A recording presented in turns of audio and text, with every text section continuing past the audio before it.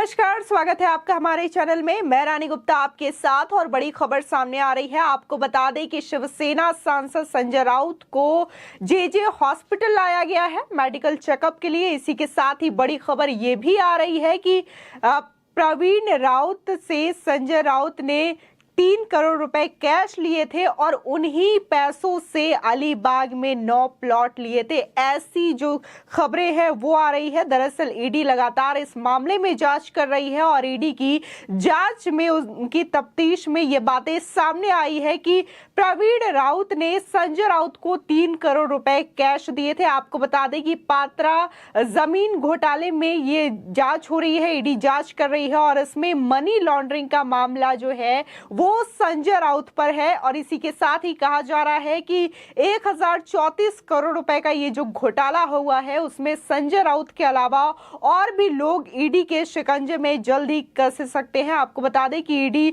लगातार संजय राउत से पूछताछ कर रही थी, जिसके बाद ईडी ने संजय राउत को गिरफ्तार कर लिया। 4 अगस्त तक ईडी की कस्टडी में इस वक्त संजय राउत है और इसी के साथ ही लगातार ईडी उनसे पूछताछ कर रही है और नई नई बातें, नई नई सबूत लगातार ईडी के हाथ लग रहे हैं, जिसमें से ये अहम और बड़ा खुलासा हुआ है कि प्रवीण राउत ने संजय राउत को 3 करोड़ रुपए कैश दिए थे। इसी के साथ ही बता दें, इस मामले को लेकर के जमकर पॉलिटिक्स भी देखने को मिल रही है कि महाराष्ट्र में लगातार एक दूसरे पर आरोप प्रत्यारोप का दौर जारी है, जहां उद्धव ठाकरे जो है वो लगातार ये कह रहे हैं कि केंद्र सरकार और बीजेपी अपनी उपयोग के लिए ईडी का प्रयोग कर रही है। इसी के साथ ही सीधे तौर पर उप मुख्यमंत्री और वहां के मुख्यमंत्री ने यह कहा है कि ईडी अपनी जांच करने के लिए पूरी तरीके से स्वतंत्र है। किसी भी पार्टी, किसी भी जांच एजेंसी को कोई भी दबाव नहीं है कि वो किसके ऑर्डर पे काम करे।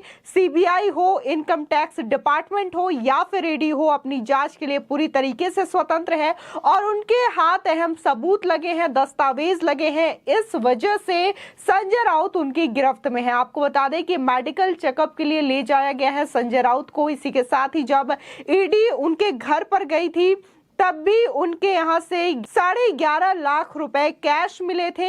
इसी के साथ ही अभी कल ही ईडी ने उनके 2 अलग अलग लोकेशंस पे पात्रा चौल घोटाले को लेकर के एक बार फिर से रेड करी थी और कहा जा रहा है कि इसमें भी ईडी के हाथ कुछ अहम सुराग लगे हैं, कुछ अहम दस्तावेज लगे हैं जो कि इस मामले में और भी ज्यादा फायदेमंद हो सकते हैं और भी ज्यादा डिटेल्स ईडी को इस दस्तावेज के जरिए लग सकते हैं। आपको बता दें, जिस दिन ईडी ने संजय राउत को हिरासत में लिया था और आधी रात को उनकी गिरफ्तारी हुई थी, उसके बाद सुबह एक बार फिर संजय राउत को जेजे हॉस्पिटल ले जाया गया था ताकि पूरी तरीके से उनका मेडिकल चेकअप करवाया जा सके। आपको बता दें, संजय राउत हार्ट के पेशेंट हैं और इस बात को भी बाकायदा ध्यान में रखा गया था। इसी के साथ ही आज एक बार फिर से जेजे हॉस्पिटल संजय राउत को मेडिकल चेकअप के लिए लाया गया है। इसी के साथ ही 4 अगस्त तक ईडी की कस्टडी में संजय राउत रहेंगे और लगातार पूछताछ, इंटरोगेशन जो है ईडी के द्वारा किया जा रहा है। इसी के साथ ही कई जो अहम जानकारियां हैं वो सामने आ रही है,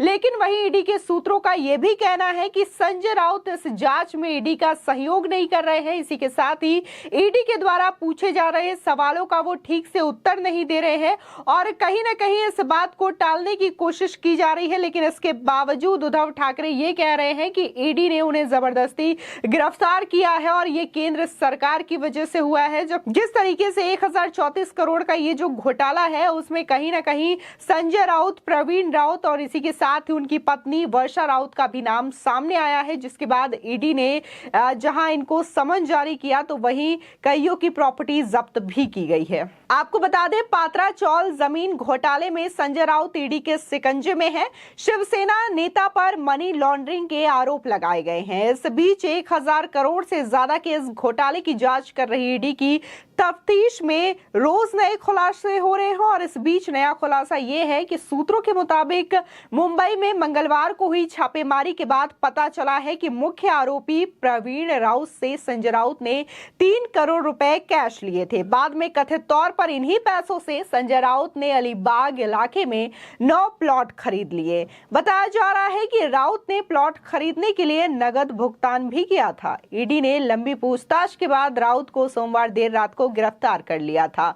बता दें, ईडी ने मंगलवार को शिवसेना नेता राज्यसभा सांसद संजय राउत से जुड़े पात्रा चौल धन शोधन मामले में जुड़े शहर से 2 परिसरों की तलाशी भी ली। आरोप है कि पात्रा चौल भूमि घोटाले के फेर में संजय राउत ने 10 प्लॉट खरीदे हैं और इसका भुगतान 3 करोड़ रुपए कैश देकर किया गया। अब ईडी नगद भुगतान की जांच कर रहा है जो राउत को कथित तौर पर HDIL और उनके करीबी दोस्त प्रवीण राउत से प्राप्त हुआ था। ईडी ने जिन 2 परिसरों की तलाशी ली उसमें से एक उस व्यक्ति का था जो पहले HDIL से जुड़ा था और इसके नगद लेन देन को संभालता था। आपको बता दें ईडी ने इन मामलों में उनका बयान दर्ज किया। इसी के साथ ही ईडी उस नकदी की जांच कर रही है जो संजय राउत को प्रवीण राउत से मिली थी। प्रवीण HDIL को सहायक कंपनी गुरु आशीष कंस्ट्रक्शन के निर्देशकों में से एक थे। ईडी इस बात की भी जांच कर रही है कि क्या संजय राउत को HDIL से भी नगद भुगतान का निर्देश मिला था।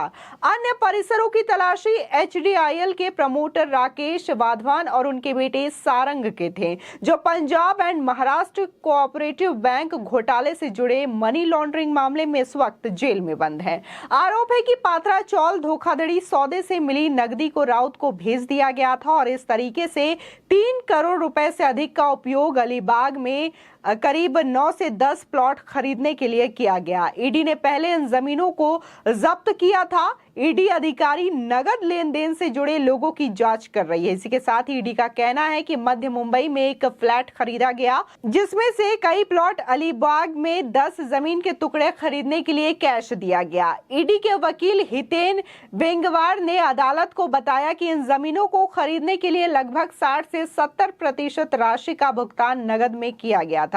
यानी कि जिस तरीके से कहा जा रहा है कि इन प्लॉटों को खरीदने के लिए नगद राशि का उपयोग संजय राउत के द्वारा किया गया, तो यह भी कहा जा रहा है कि ये जो राशि है करीब 3 करोड़ रुपए वो प्रवीण राउत ने दी थी। प्रवीण राउत भी इसमें से एक हिस्सेदार थे जिन्होंने आशीष कंस्ट्रक्शन के साथ मिलकर के पात्रा चौल घोटाले को अंजाम दिया और ये उन्हीं की कंस्ट्रक्शन कंपनी थी जो कि इस चौल को बनवाने के लिए सामने आई थी और इनका जो कॉन्ट्रैक्ट है वो महाराष्ट्र गवर्नमेंट के साथ हुआ था। लेकिन देखा गया कि ये जो प्रोजेक्ट है वो 2007 से शुरू हुआ था लेकिन अभी भी वहां पर फ्लैट नहीं बने हैं। जो काम हो रहे हैं वो उसी तरीके से रुके हुए हैं और करीब 600 से भी ज्यादा जो फैमिली है उस चौल में रहा करती थी वो आज भी बेघर है और इन सभी का दोष कहीं ना कहीं संजय राउत को माना जा रहा है क्योंकि संजय राउत भी इसमें एक अहम हिस्सेदारी है और जो प्रवीण राउत हैं वो संजय राउत के काफी करीबी है और इस वजह से कहा जा रहा है कि महाराष्ट्र में जब महाविकास आघाड़ी की सरकार थी, शिवसेना की सरकार थी, उद्धव ठाकरे मुख्यमंत्री थे, तो लगातार संजय राउत के द्वारा इस करप्शन को अंजाम दिया और 1000 करोड़ से भी ज्यादा के इस घोटाले में संजय राउत की अहम भूमिका है।